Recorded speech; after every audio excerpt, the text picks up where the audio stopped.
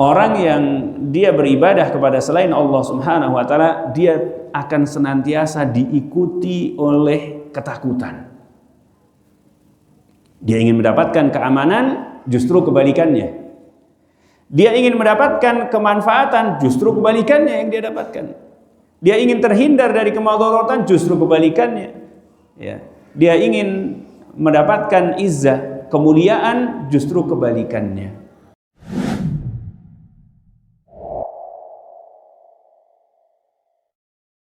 Bismillahirrahmanirrahim. Assalamualaikum warahmatullahi wabarakatuh.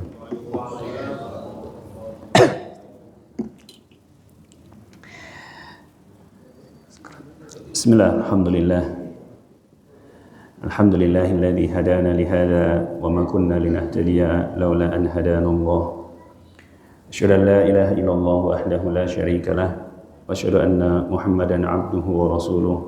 Salawatullahi wa salamuhu wa barakatuhu ala nabiyyina Muhammadin wa ala alihi wa ashabihi wa man tabi'ahum bi ihsanin ila yaumiddin.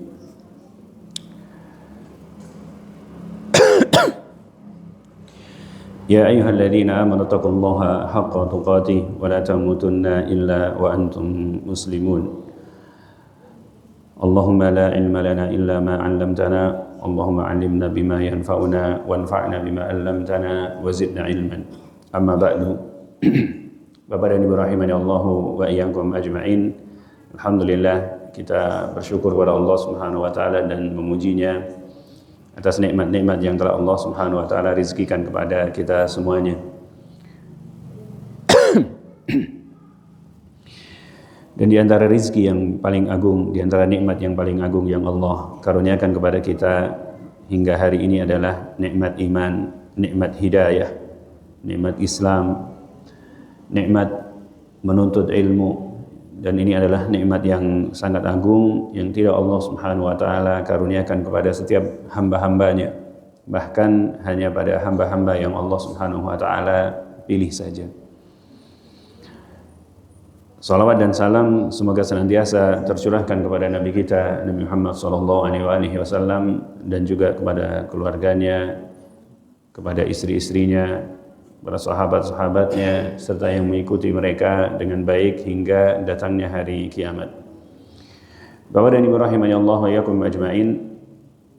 Pada pembahasan kita hari ini kita akan sampaikan satu hadis yang diriwayatkan oleh Imam Ahmad di dalam musnadnya, dan insyaallah taala nanti akan kita bacakan juga beberapa faedah dan penjelasan dari hadis ini.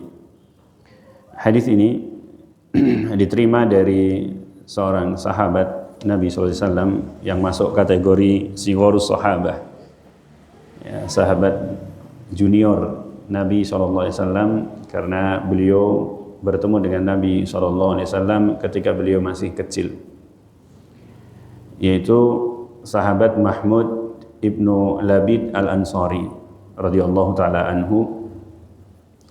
Anna Nabiya sallallahu alaihi wasallam qala, bahwasanya Nabi sallallahu alaihi wasallam bersabda, inna akhwafa ma akhafu alaikum asyirkul asghar, yani ar-riya. Yaqulullahu azza wa jalla idza jazan nasa bi a'malihim idhabu ila alladhina kuntum tura'una fid dunya fanzuru hal tajiduna indahum jazaa. Dari Mahmud ibnu Labid al-Ansari radhiyallahu taala anhu, bahwasanya Nabi sallallahu alaihi wasallam beliau bersabda, sesungguhnya perkara yang paling aku takutkan, aku khawatirkan atas kalian adalah syirik kecil, yaitu ar-riya. Allah Subhanahu wa taala berfirman ketika Allah Subhanahu wa taala membalas manusia atas amal-amal mereka, idhabu ilal ladzina kuntum turauna fid dunya, pergilah kalian kepada yang dahulu kalian riya kepada mereka di dunia. Fanzuru hal tajiduna indahum jaza, maka carilah apakah ada pahala, apakah ada balasan, apakah ada pahala di sisi mereka. Ya, Bapak dan Ibu rahimani Allah wa iyyakum ajmain. Ini adalah satu hadis yang agung, yang besar faedahnya bagi kita semuanya. Di antara faedah dari hadis ini, yang pertama adalah bahwasanya Nabi SAW itu mengkhawatirkan terjadinya kesyirikan pada para sahabat Nabi SAW. Padahal sahabat Nabi SAW mereka adalah orang-orang yang sudah ditazkiyah oleh Allah Subhanahu wa taala, telah digaransi oleh Allah Subhanahu wa taala bahwa Allah ridho kepada mereka, mereka ridho kepada Allah. Allah cinta kepada mereka, mereka cinta kepada Allah. Allah sudah mengetahui apa yang ada di dalam hati mereka. Sebagaimana yang Allah sebutkan di dalam Al-Qur'an, fa'alima ma fi qulubihim. Sungguh Allah Subhanahu wa taala telah mengetahui apa yang ada di dalam hati mereka dari keikhlasan, dari keimanan. Tetapi perhatikan bagaimana Nabi SAW mengkhawatirkan kesyirikan itu terjadi pada mereka. Maka kita semestinya lebih khawatir terhadap diri-diri kita. Ya. Bapak dan Ibu rahimani Allah wa iyyakum ajmain. Kenapa syirik dalam hadis ini adalah syirik asghar, riya, itu begitu dikhawatirkan oleh Nabi SAW? Ada banyak alasan. Yang pertama, karena riya itu datang dari sisi yang disukai oleh manusia, yaitu pujian dan kedudukan di hadapan manusia. Dan itu memang Allah jadikan di dalam diri kita itu ada sifat yang memang senang terhadap pujian, senang terhadap kedudukan di hadapan manusia. Ya. Ini sisi yang pertama. Yang kedua, syirik asghar itu dia tersembunyi, dia sangat halus, dia datang dari sisi yang sama sekali tidak diwaspadai oleh kita. Bahkan Nabi SAW dalam satu hadis itu menyebutkan bahwa asyirkul khafi, syirik kecil, syirik yang tersembunyi, riya, itu akhwafu min dabibin namal. Dia lebih tersembunyi daripada bekas langkah-langkah semut. Ya, di atas batu yang berwarna hitam, di dalam kegelapan malam. Ya, begitu tersembunyi. Ya. Yang ketiga, Bapak dan Ibu rahimanallahu yakum ajmain, riya ini datang pada orang-orang yang beramal. Dia syirik yang justru datang pada orang-orang yang salih. Ya. Dan dia bisa menggerogoti, ya, bahkan bisa menghapuskan pahala dari amal-amal yang disertai oleh riya itu. Dan jika riya ini terus dibiarkan dia datang, dibiarkan dia datang, maka bisa jadi pada satu keadaan dia akan menjadi ba'its dari sebuah amal. Ba'its itu yang membangkitkan sebuah amal. Sehingga dia melakukan amal itu bukan karena Allah, tetapi karena riya, karena memang mendapatkan pujian. Dan ini bisa menghapuskan amal yang disertainya. Dan pada level berikutnya dia bisa naik lagi, ditarik, didorong oleh syaitan lagi, sehingga dia menjadi pondasi dari sebuah amal. Dan inilah riyanya orang-orang munafik. Riyanya orang-orang munafik. Karena riyanya orang-orang munafik itu di dalam seluruh amalnya. Salatnya riya, zakatnya riya, jihadnya riya, bahkan syahadatnya pun riya. Ya. Maka ini benar-benar perlu diwaspadai, ya. Bapak dan Ibu rahimanallahu yakum ajmain. Karena begitu tersembunyinya, maka Nabi SAW mengkhawatirkan itu terjadi pada sahabat. Dalam riwayat yang lainnya, Nabi SAW malah lebih mengkhawatirkan syirik asghar dibandingkan fitnahnya Dajjal. Kita tahu fitnahnya Dajjal itu luar biasa besar. Ya. Tidak ada satu fitnah pun yang lebih besar yang pernah terjadi di muka bumi melebihi fitnahnya Dajjal. Tetapi Nabi SAW lebih khawatir terhadap apa? Riya. Itu terjadi pada para sahabat dibandingkan dengan fitnahnya Dajjal.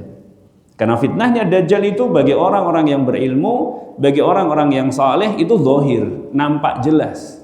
Di keningnya saja terdapat tulisan kafa dan ra yang bisa dibaca oleh setiap mukmin. Ya, yang dia bisa membaca atau tidak bisa membaca. Berbeda dengan riya. Fitnahnya itu tersembunyi, tidak nampak. Ya, dia menjalar pelan-pelan, tidak nampak. Ya. Bapak dan Ibu rahimani Allah wa iyyakum ajmain. Jika seperti ini kekhawatiran Nabi SAW terhadap syirik asghar. Yang syirik asghar ini hanya tanda kutip, hanya tanda kutip, bukan berarti kecil, hanya menghapuskan amal-amal yang disertai oleh riya. Kalau amalnya itu tidak disertai oleh riya, dia makbul, yang amal yang lainnya. Atau bahkan bisa jadi dalam beberapa amal yang terputus, itu satunya riya tidak diterima, satunya yang ikhlas bisa diterima oleh Allah Subhanahu wa taala, tetap makbul. Maka bagaimana kekhawatiran Nabi SAW terhadap syirik akbar?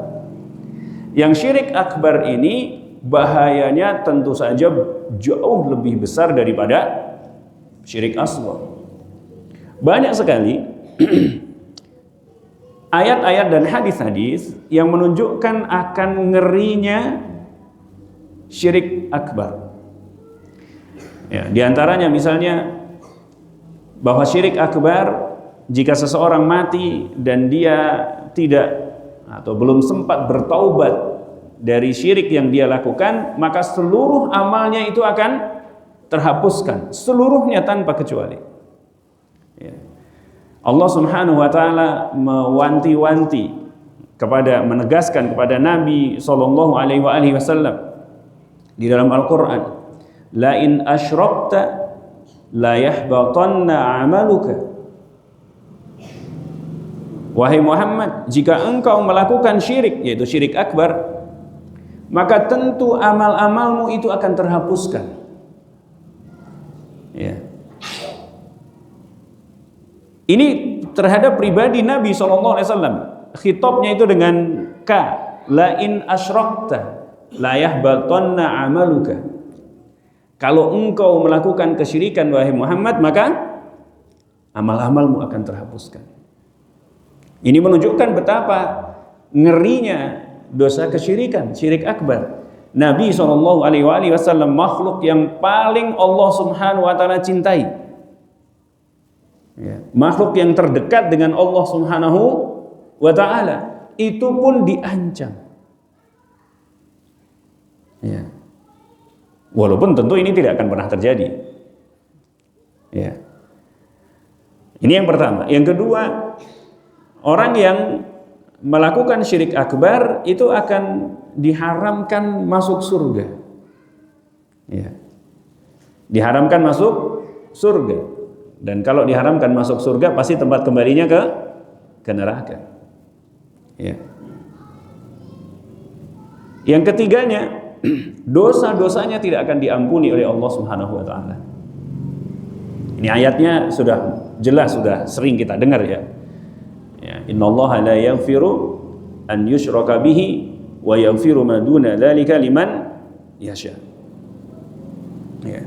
Allah Subhanahu wa taala menyatakan bahwa Allah tidak akan mengampuni siapa saja yang melakukan kesyirikan, dan Allah Subhanahu wa taala akan mengampuni dosa-dosa selain kesyirikan, yaitu dosa-dosa yang levelnya di bawah kesyirikan, bagi siapa yang Allah Subhanahu wa taala kehendaki. Ya. Dan banyak ayat-ayat yang lainnya, banyak hadis-hadis yang lainnya yang ini tidak tersembunyi dari kita semua, karena ini sering disampaikan. Maka kekhawatiran terhadap syirik akbar itu semestinya sangat besar pada diri kita. Kalau Nabi khawatir syirik asghar padahal dia hanya menghapuskan amal yang diikutinya, bagaimana dengan syirik akbar? Dan seluruh Nabi alaihi salatu wassalam itu mereka sangat takut terjerumus dalam syirik akbar. Syirik yang mengeluarkan pelakunya dari Islam. Di antaranya misalnya adalah Nabi Ibrahim alaihi salatu wassalam. Ya.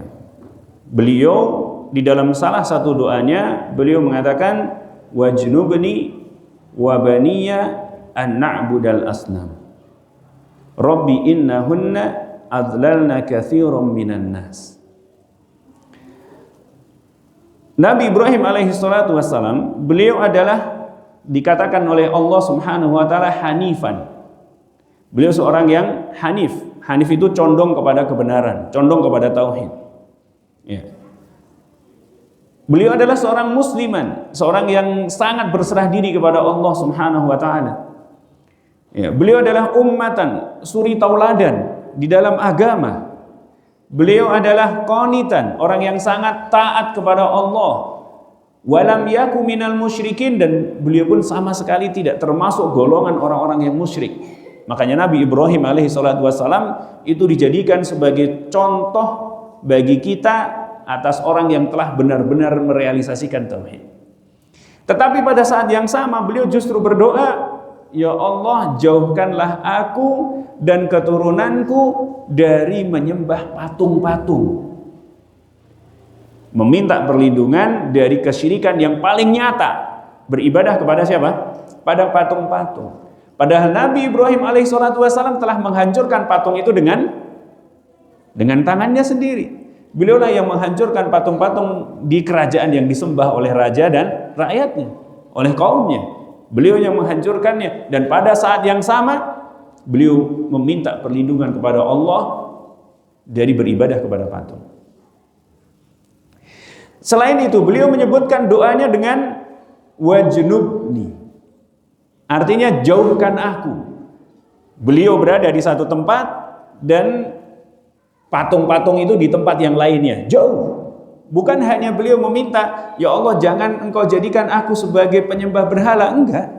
Tapi minta dijauhkan, benar-benar tidak didekatkan. Tidak didekatkan secara fisiknya, ya, tidak didekatkan pula dari perbuatannya. Ya. Itulah kenapa Nabi SAW setelah berdoa itu beliau keluar. Ya. Wa a'tazilukum wa ma ta'buduna min dunillah, dan saya akan tinggalkan kalian dan saya akan tinggalkan semua yang kalian ibadahi selain Allah. Benar-benar menjauh. Dan Nabi Ibrahim alaihi salatu wassalam menyebutkan alasannya kenapa beliau meminta perlindungan dari menyembah berhala. Apa itu? Wahai Rabbku, innahunna adlalna katsiran minan nas. Sesungguhnya berhala-berhala itu, patung-patung itu telah menyesatkan kebanyakan manusia. Ya. Telah menyesatkan banyak dari manusia. Dan ini bisa kita saksikan di zaman kita sekarang ini. Yang beribadah kepada patung-patung banyak enggak? Banyak. Ya. Kalau yang beribadah dengan yang kepada berhala, lebih banyak lagi. Secara patung yang khusus saja, berupa sesuatu yang dipahat, itu saja sudah banyak. Ya. Maka Bapak dan Ibu rahimani Allah wa iyyakum ajmain, wajib bagi kita untuk merasa takut terjerumus dalam kesyirikan. Dan rasa takut itu menuntut beberapa hal. Ya. Yang pertama menuntut pengetahuan terhadap apa yang dia takuti. Tidak mungkin seseorang itu bisa takut kepada sesuatu kalau dia tidak tahu sesuatu itu apa, bahayanya, bentuknya, dan seterusnya. Dia harus tahu. Ya. Maka dia harus belajar tentang macam-macam kesyirikan dan segala macam rinciannya, karena banyak sekali bentuk-bentuk kesyirikan itu. Yang kedua, ini menuntut adanya kehati-hatian. Kehati-hatian di dalam perbuatan kita, kehati-hatian di dalam perkataan kita, kehati-hatian di dalam keyakinan kita. Harus berhati-hati untuk mengatakan sesuatu terkait dengan agama, berdoa misalnya, zikir atau yang lainnya. Ya kita harus hati-hati, pastikan bahwa di dalamnya itu bersih dari kesyirikan. Ya. Pastikan bahwa itu benar sesuatu yang tauhid, sesuatu yang diridhoi oleh Allah Subhanahu wa taala. Termasuk dalam keyakinan, termasuk dalam apa tadi? Perbuatan. Ya. Dan ini juga tidak bisa dilakukan kecuali kita mengetahui yang pertama tadi. Maka harus belajar. Ya. Yang ketiga, takut itu menuntut usaha untuk menjauhinya. Ya, seseorang itu takut pada apa misalnya, takut pada anjing gila misalnya, ya dia akan menjauhi. Ya enggak, kelihatan ada tanda-tanda anjing gila, ya dia akan menghindari. Atau bahkan kalau setiap kali ada anjing saja bisa dia menghindari. Ini kayaknya anjing enggak kerawat nih, dia akan menjauh karena takut. Ya demikian juga. Ya, dengan kesyirikan begitu kita tahu, maka itu dijauhi. Ya. Termasuk menjauhi apa? Orang yang nyata-nyata mengajak kepada kesyirikan, itu juga harus dijauhi. Ya. Tidak menjadikannya sebagai teman yang dekat, gitu enggak. Ya. Enggak kenal sama sekali juga nggak mungkin, karena kita bermasyarakat. Ya. Ada masanya kita dituntut untuk memberikan nasihat, untuk berdakwah dan seterusnya. Ya. Ya. Nah, Bapak dan Ibu rahimani Allah wa iyyakum ajmain. Ya, ini yang pertama. Ya, bahwasanya kita itu mesti takut terhadap apa? Terhadap kesyirikan. Ya, yang kedua, Bapak dan Ibu rahimani Allah wa iyyakum ajmain. Kita lihat balasan orang yang riya di akhirat. Ya. Allah Subhanahu wa taala ya, nanti di hari kiamat itu akan menuntut, memerintahkan kepada orang yang dia riya, dia mengharapkan balasan, mengharapkan pujian manusia atas amal-amalnya, untuk mencari yang dahulu mereka riya padanya, untuk minta pahala. Dan tentu saja ini adalah sesuatu yang tidak mungkin didapatkan oleh orang tersebut, ya enggak? Karena di akhirat yang bisa memberikan pahala, yang bisa memberikan balasan itu hanyalah Allah Subhanahu wa taala. Beliaulah Allah lah Malik Yaumiddin. Ya. Beliaulah Al-Malik saat itu. Ya, beliaulah yang kok beliau sih? Allah lah yang memberikan balasan, Allah yang memberikan pahala. Maka tentu orang yang riya itu dia tidak akan mendapatkan apapun. Ya. Ini menunjukkan bahwa riya itu jika menyertai satu amal, maka amal itu akan terhapuskan. Bapak dan Ibu rahimani Allah wa iyyakum ajmain. Perintah Allah Subhanahu wa taala itu juga merupakan celaan. Ketika Allah memerintahkan orang itu untuk mencari pahala dari yang mereka dahulu riya, ini ada celaan bagi orang tersebut. Taubih. Karena dia diperintahkan untuk mencari sesuatu yang tidak mungkin dia dapatkan. Itu adalah penghinaan. Ya. Dari Allah Subhanahu wa taala kepada orang yang melakukan ibadah karena riya. Lalu bagaimana? Ini baru riya ya, baru tadi tanda kutip ya, barunya tanda kutip maksudnya. Ini baru riya yang dia syirik kecil.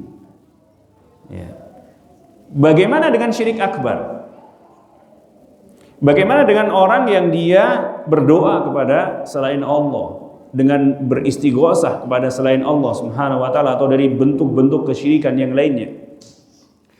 Maka orang yang seperti ini, yang mereka melakukan syirkul akbar dan tidak bertaubat darinya, Allah Subhanahu wa taala akan mengatakan kepada mereka dalam satu hadis, yang hadis ini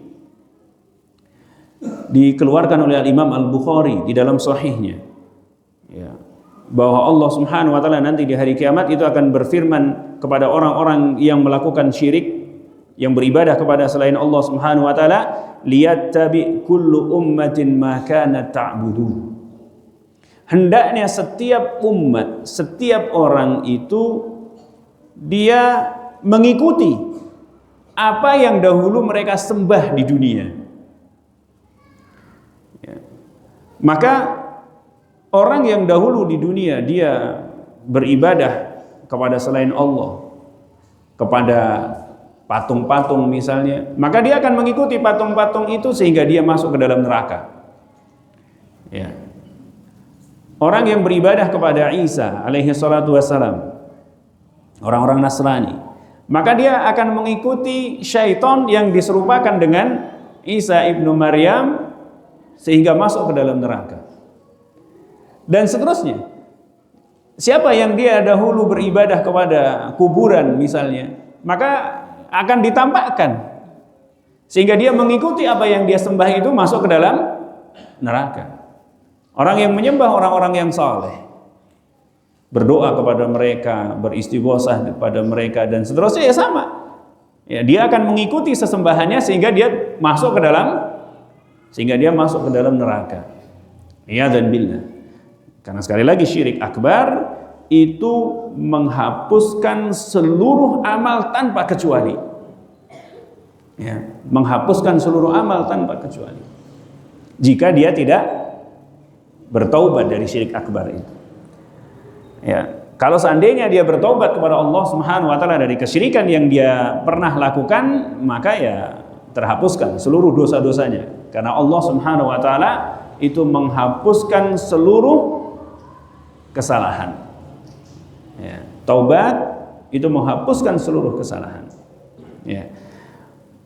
Bahkan dalam beberapa dalil ditunjukkan orang yang telah bertaubat dari dosa yang pernah dia lakukan, pertama amal-amal baik yang dahulu dia lakukan itu kembali lagi, karena dihapuskannya amal-amal itu di akhirat. Ya, dihapuskannya amal-amal itu di akhirat, tidak di dunia. Maka kalau dia bertaubat, dia masuk Islam misalnya kalau sebelumnya kafir, atau dia bertaubat kepada Allah Subhanahu wa taala dengan sebenar-benarnya taubat, maka pahala-pahala yang dahulu dia kerjakan itu tidak hilang. Ya.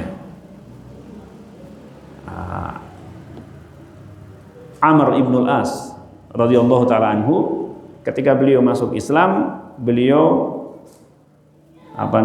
memberikan syarat, minta syarat kepada Nabi sallallahu alaihi wasallam agar Allah Subhanahu wa taala mengampuni dosanya.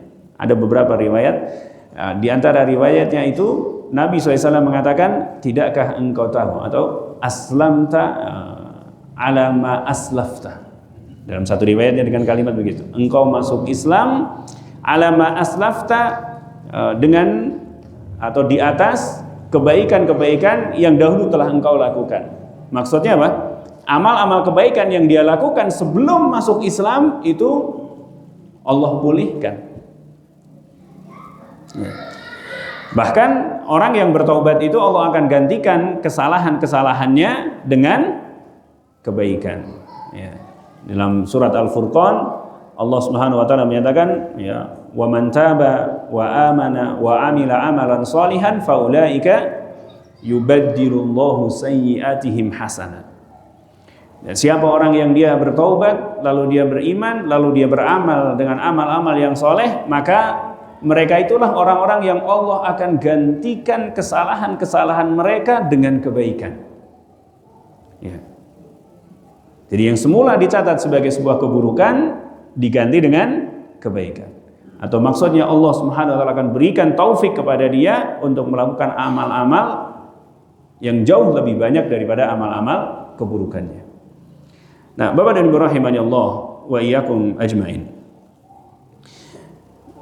Ini yang kedua. Ya, maka ya, kita harus benar-benar khawatir dan kita harus benar-benar takut dengan syirik, yang kecil ataupun yang besar.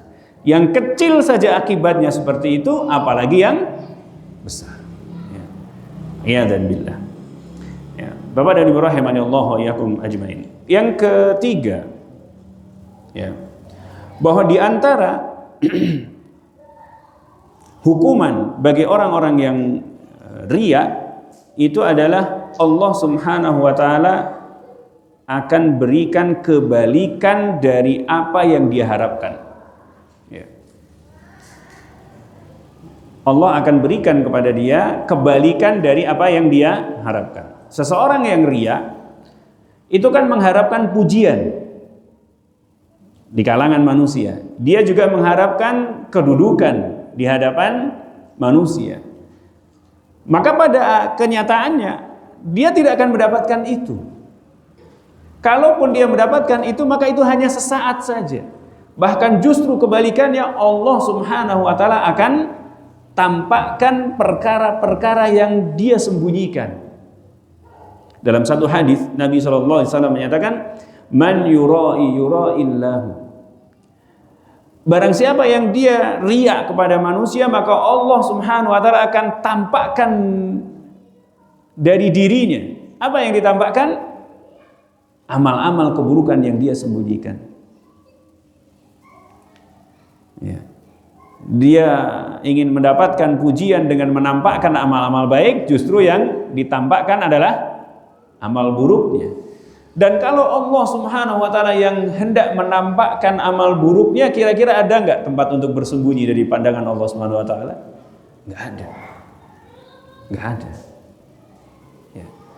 Dia ingin mendapatkan kecintaan dari manusia, dan kenyataannya Allah Subhanahu wa taala justru akan jadikan manusia tidak menyukai dia. Dan itu mudah bagi Allah Subhanahu wa ta'ala. Sangat mudah bagi Allah Subhanahu wa ta'ala. Ya. Nah, Bapak dan Ibu rahimani Allah wa iyyakum ajmain. Ini baru syirik asghar. Bagaimana dengan syirik akbar? Ya lebih dari itu. Orang yang beribadah kepada selain Allah Subhanahu wa taala, itu mereka ingin mendapatkan kemanfaatan. Mereka ingin mendapatkan keamanan. Mereka ingin mendapatkan izzah. Ya. Mereka akan ingin mendapatkan kekuasaan. Mereka ingin mendapatkan pengaruh yang besar. Ya. Tetapi justru kebalikannya. Orang yang dia beribadah kepada selain Allah Subhanahu wa taala, dia akan senantiasa diikuti oleh ketakutan. Dia ingin mendapatkan keamanan, justru kebalikannya. Dia ingin mendapatkan kemanfaatan, justru kebalikannya yang dia dapatkan. Dia ingin terhindar dari kemadharatan, justru kebalikannya. Ya. Dia ingin mendapatkan izzah, kemuliaan, justru kebalikannya. Ya. Bapak dan Ibu rahimani Allah wa iyyakum ajmain. Maka ini menjadi pelajaran yang penting bagi kita, ya, bahwa kita tidak boleh mengharapkan apapun kecuali hanya kepada Allah Subhanahu wa taala. Karena Allah lah al-mu'ti al-mani. Allah lah yang memberikan, Allah lah yang menahan pemberian. Tidak ada yang bisa memberikan sesuatu kecuali Allah Subhanahu wa taala. Siapa yang mencari dari selain Allah Subhanahu wa taala, maka dia pasti akan kecewa.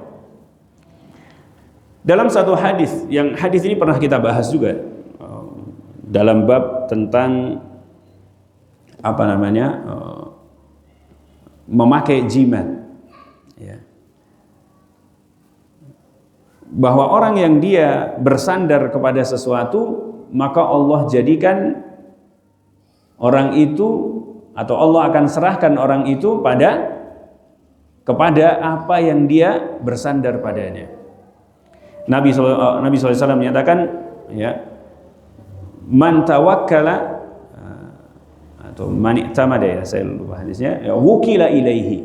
Ya, barang siapa yang dia bertawakal kepada selain Allah Subhanahu wa taala, maka Allah akan serahkan dia kepada apa yang dia bertawakal padanya. Yang tentunya yang tempat dia bersandar itu sama sekali tidak memiliki daya dan upaya. Maka dia pasti akan apa? Pasti akan kecewa. Dia mengharapkan pada sesuatu yang tidak memilikinya.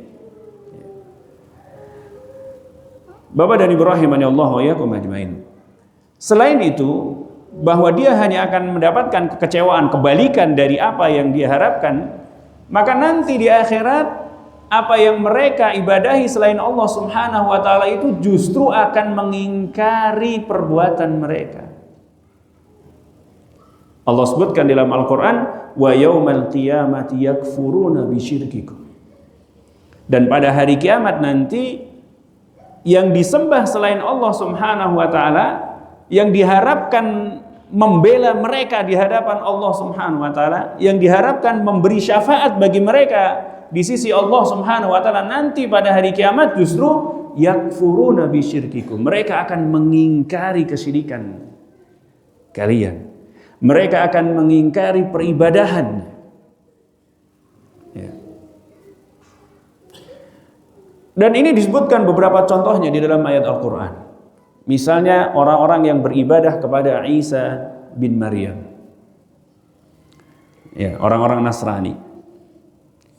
Nanti ketika mereka dihadirkan di hadapan Allah Subhanahu wa taala, Isa bin Maryam juga akan dihadirkan di hadapan Allah Subhanahu wa taala. Isa bin Maryam akan ditanya, "A anta qulta lin-nasi ittakhiduni wa ummiya ilahaini itsnaini min dunillah?" Apakah engkau wahai Isa yang mengatakan kepada manusia, jadikanlah aku dan ibuku sebagai dua sesembahan selain Allah Subhanahu wa taala? Apa jawaban Nabi Isa? Subhanak, maha suci engkau ya Allah. In kuntu qultuhu faqad alimta. Kalau aku mengatakan hal itu, tentu engkau telah mengetahuinya. Ta'lamu ma fi nafsi wa la a'lamu ma fi nafsik. Engkau mengetahui apa yang ada di dalam diriku, dan aku tidak mengetahui apa yang ada pada dirimu. Ya. In kuntu qultuhu, ya, hanyalah yang aku katakan kepada mereka adalah beribadahlah kalian kepada Allah, Rabbi wa Rabbiku, Tuhanku dan Tuhan kalian semuanya. Ya. Ada dulu ya. Ada dulu.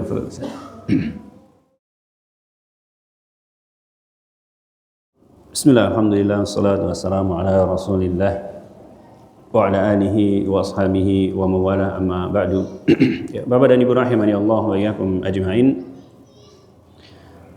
Yang terakhir ya, karena kesyirikan ini begitu tersembunyi, terutama syirik asghar itu begitu tersembunyi, maka kita harus benar-benar bersandar kepada Allah Subhanahu wa taala. Kita harus benar-benar meminta pertolongan kepada Allah Subhanahu wa taala agar Allah Subhanahu wa taala itu senantiasa menjaga kita dari kita melakukan kesyirikan. Ya.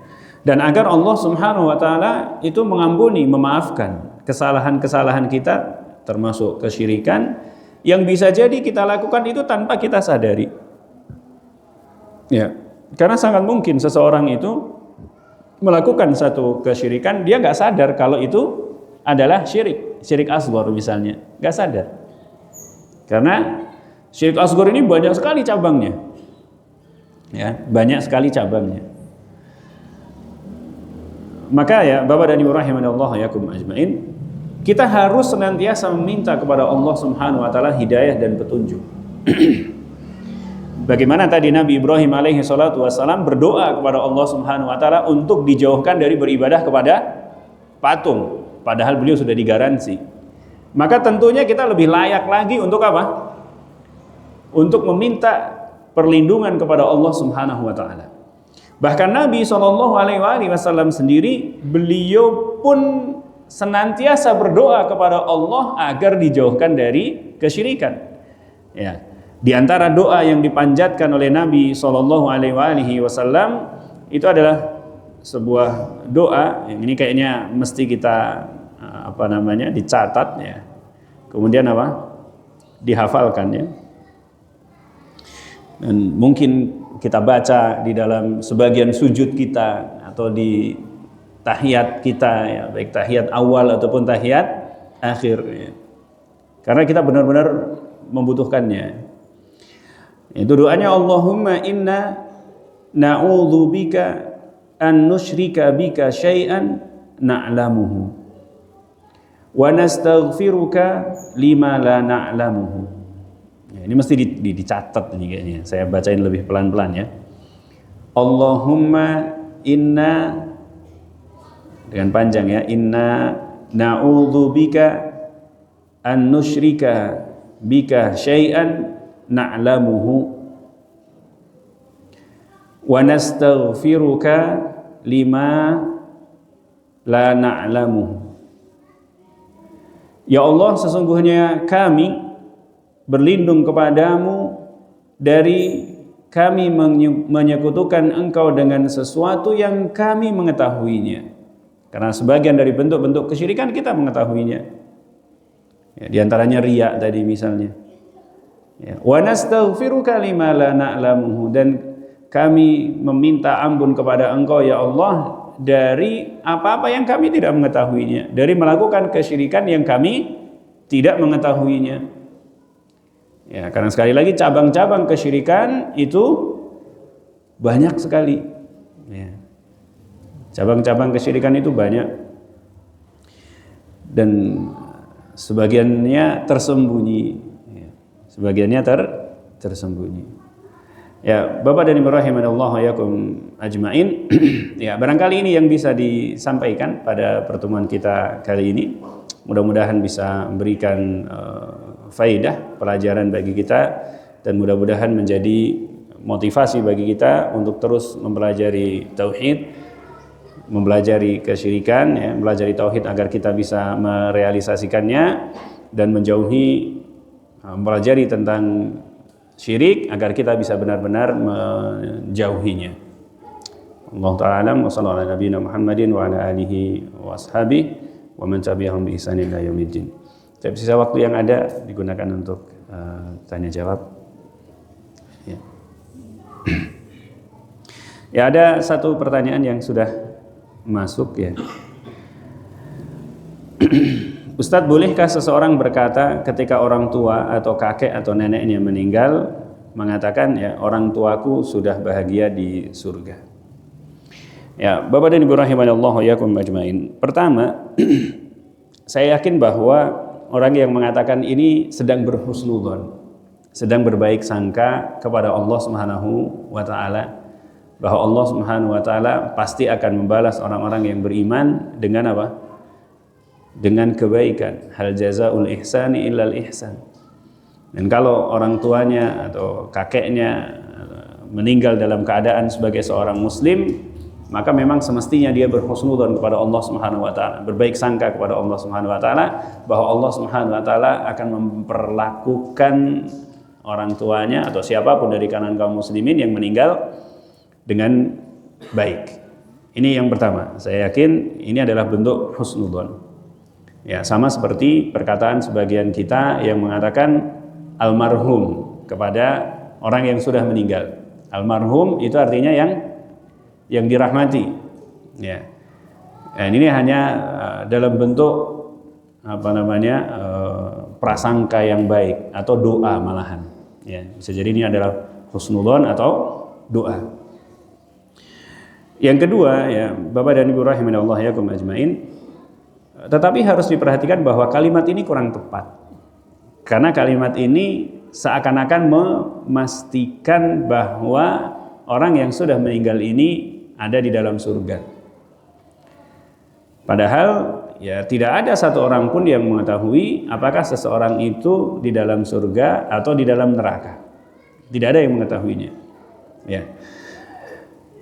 Bahkan menjadi sebuah kesepakatan, ya, dari seluruh kaum muslimin, dari seluruh ulama kaum muslimin, bahwasanya tidak diperbolehkan bagi seseorang untuk memastikan seseorang yang mati bahwa dia pasti menjadi penghuni surga atau pasti menjadi penghuni neraka.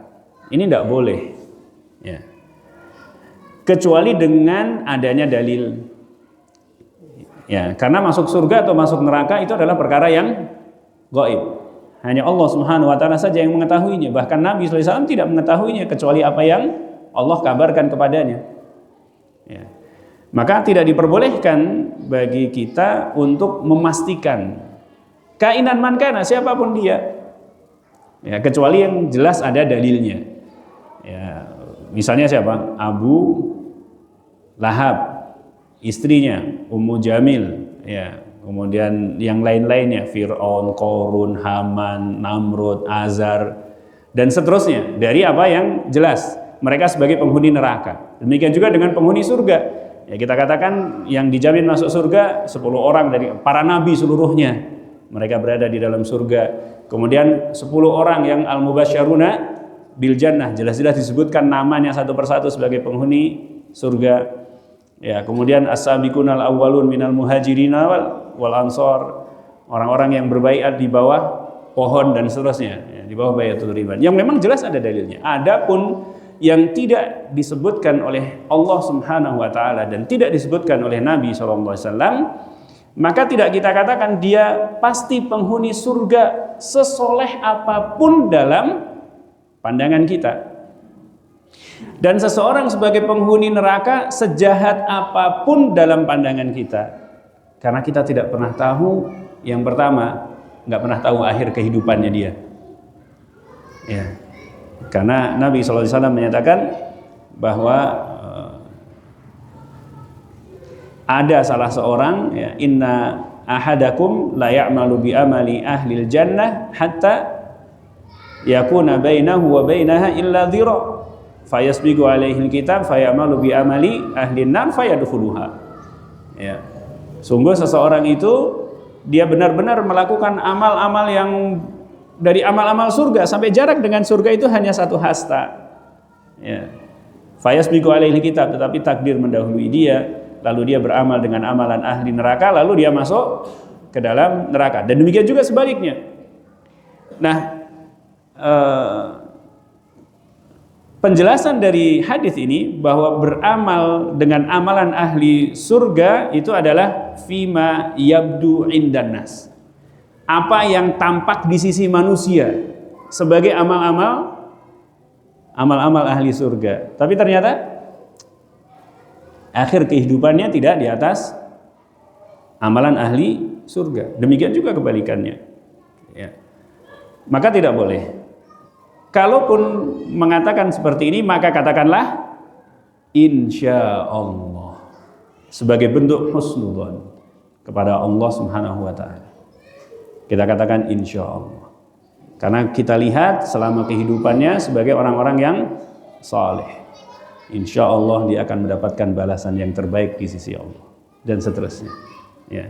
Tidak kita katakan secara pasti seperti itu.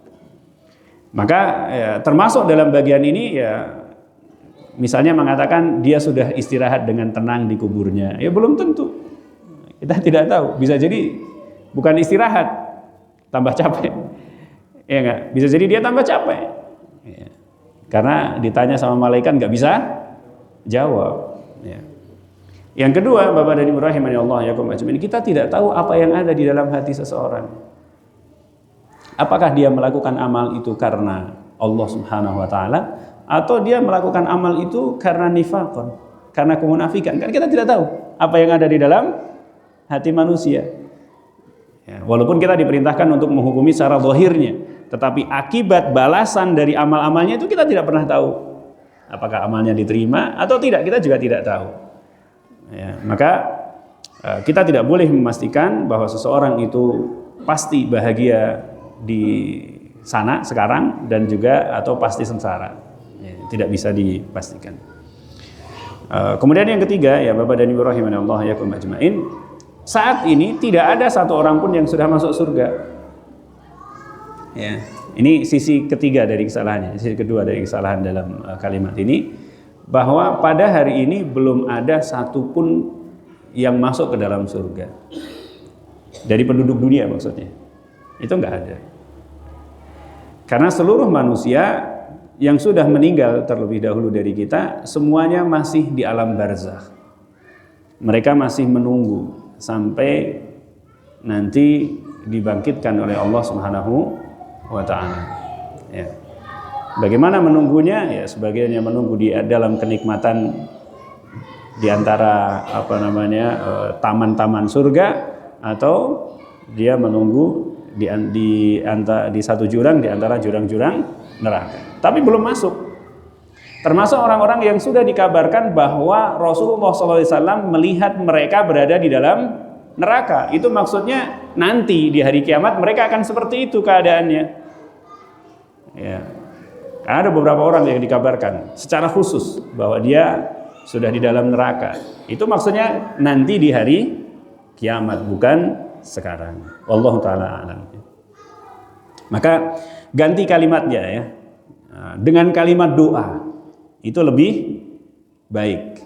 Ya, karena yang dibutuhkan oleh orang tua kita itu bukan klaim apakah dia bahagia atau tidak. Yang dibutuhkan adalah doa.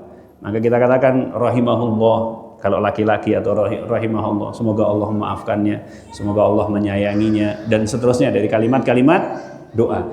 Dan inilah yang paling baik ya, paling baik. Allah taala a'lam. Apa hukum meminta kepada orang soleh yang masih hidup? Minta apa? Minta duit? Boleh. Minta dijodohin? Boleh. Ya. Minta apa ini? Jadi minta kepada manusia itu ada dua keadaan. Yang pertama, minta pada sesuatu yang makhluk mampu melakukannya. Maka ini boleh.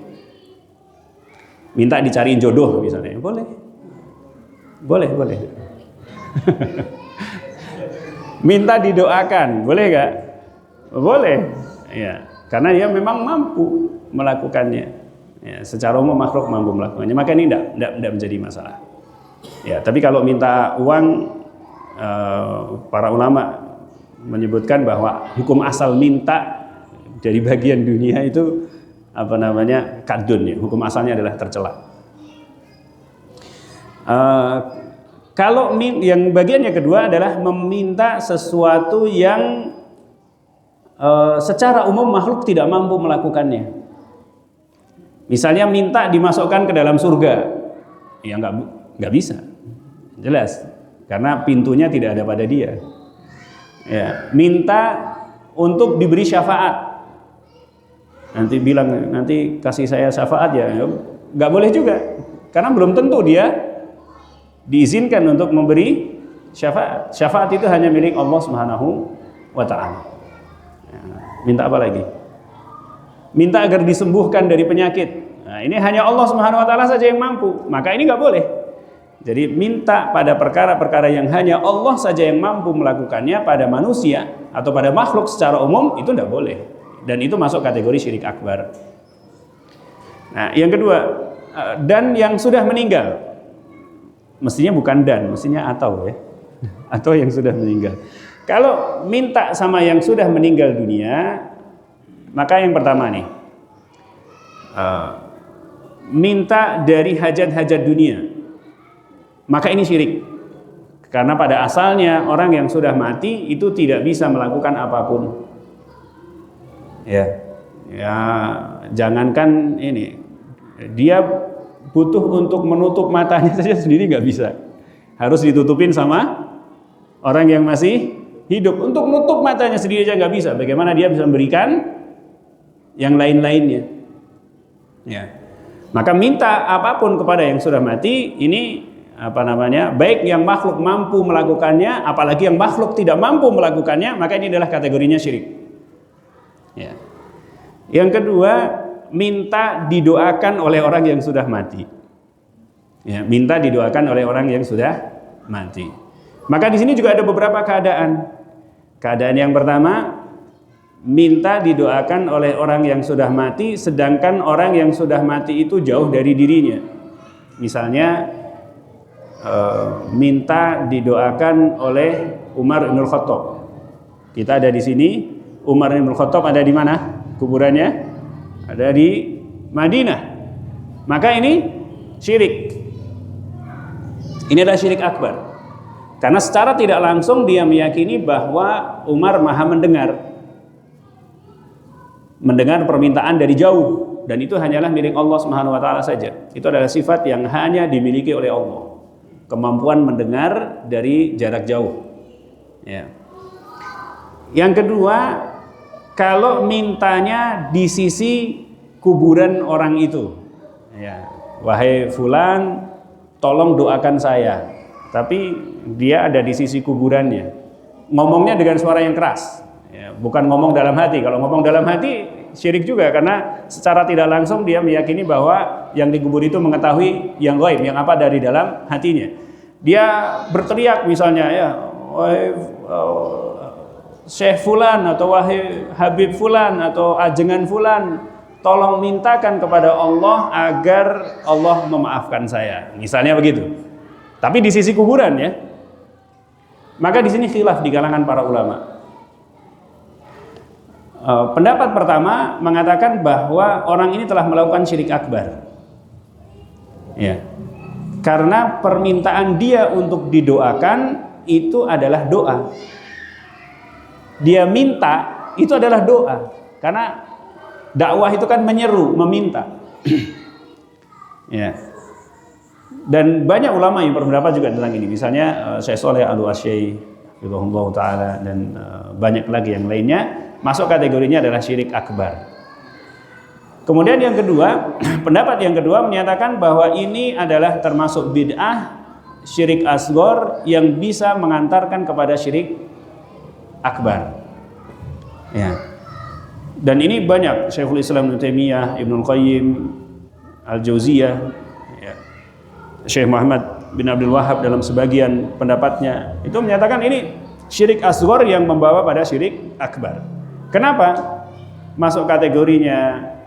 Karena ini hanya mujarradus su'al. Ini hanyalah sebuah permintaan saja dan bukan masuk kategori doa. Ini yang pertama. Yang kedua, adanya syubhat-syubhat. Adanya syubhat-syubhat, kesalahpahaman terhadap dalil-dalil yang mereka fahami seakan-akan orang yang sudah mati itu masih mendengar. Ya, misalnya dalam hadis tentang panggilan Nabi SAW kepada orang-orang kafir yang yang dimasukkan di sumur Badr. Itu dipanggil satu persatu oleh Nabi SAW. Wahai fulan, apakah engkau telah mendapatkan apa yang Allah janjikan kepadamu adalah benar? Sungguh aku telah mendapati apa yang Allah janjikan kepadaku adalah benar. Wahai fulan, disebutin namanya satu-satu dengan suara keras oleh Nabi SAW. Kemudian Umar bertanya, wahai Rasulullah, mereka sudah mati, apakah mereka mendengar? Maka Nabi SAW mengatakan, mereka tidak lebih mendengar melebihi engkau. Maksudnya sama-sama dengar. Nah, sebagian orang memahami bahwa orang yang mati itu mendengar. Ini yang pertama. Yang kedua, hadis tentang orang yang dikuburkan itu Nabi SAW menyebutkan bahwa orang yang sudah dikuburkan kemudian ditinggalkan oleh keluarganya, Nabi mengatakan bahwa orang yang di dalam kubur itu mendengar apa? Mendengar derap sendal orang yang mengantarkannya. Nah, ini menjadi dalil bagi mereka bahwa orang yang sudah mati itu ternyata mendengar suara sendal. Padahal Bapak dan Ibu rahimanallah yakum ajmain, pada asalnya, hukum asalnya orang yang sudah mati itu tidak mendengar, kecuali pada keadaan yang dikecualikan oleh Allah Subhanahu wa taala. Itu merupakan kejadian khusus. Apa dalilnya? Disebutkan di dalam Al-Qur'an. Allah Subhanahu wa taala menyatakan, "Wa ma anta bimusmi'in man fil kubur." Sungguh engkau wahai Muhammad, engkau benar-benar tidak akan mampu membuat orang-orang yang ada di dalam kuburan itu mendengar.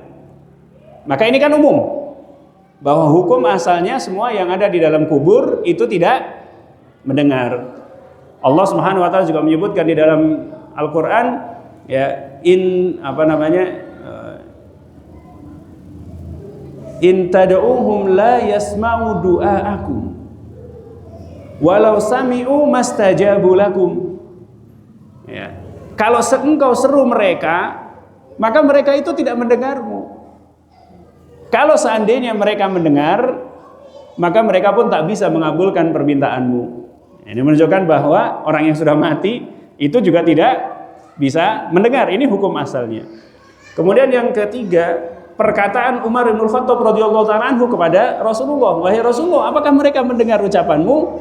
Maka ini menunjukkan bahwa pada asalnya yang difahami oleh sahabat, termasuk oleh Umar radhiyallahu ta'ala anhu, bahwa orang yang sudah mati itu tidak mendengar. Sehingga Umar nanya sama Rasulullah, ngapain diseru gitu. Maka kejadian di perang Badar, di sumur Badar itu adalah kejadian yang khusus ketika itu, karena setelahnya Nabi juga nggak pernah nanya lagi. Ya, demikian juga hadis yang menunjukkan bahwa orang yang dikubur itu mendengar derap langkah orang-orang yang meninggalkannya. Maka ini khusus, yang didengar adalah apa? Langkah sendalnya yang didengar. Hanya langkah sendalnya saja, tidak yang lainnya. Nabi tidak mengabarkan mereka mendengar obrolannya. Obrolan orang-orang yang sudah meninggalkannya, enggak dengar. Ya. Dalil yang lainnya, Nabi SAW itu menyebutkan, ya, bersolawatlah kalian kepadaku, ya, karena solawat kalian itu sampai kepadaku dimanapun kalian berada. Ini menunjukkan seakan-akan ketika seseorang itu bersolawat, Nabi SAW mendengar solawatnya. Padahal juga tidak demikian. Ini khusus solawat saja. Solawat itu disampaikan oleh Allah Subhanahu Wa Taala kepada Nabi SAW di alam barzakhnya. Tidak dikatakan tentang yang lain-lainnya. Maka karena ada kesalahpahaman di dalam memahami dalil, ada apa segala macam tadi, termasuk bahwa itu hanyalah semata-mata minta doang, maka para ulama sebagiannya menyebutkan bahwa minta didoakan dengan suara keras di sisi kubur orang saleh itu adalah bid'ah yang merupakan syirik asghar yang bisa mengantarkan kepada syirik akbar, dan itu termasuk kategori berlebih-lebihan, bersikap hulu terhadap orang-orang saleh yang dilarang dalam agama kita. Wallahu ta'ala alam. Kita cukupkan dulu sampai di sini. Wassallallahu ala nabiyina Muhammadin wa ala alihi wa ashabihi wa man tabi'ahum bi ihsanin ila yaumil din. Assalamualaikum.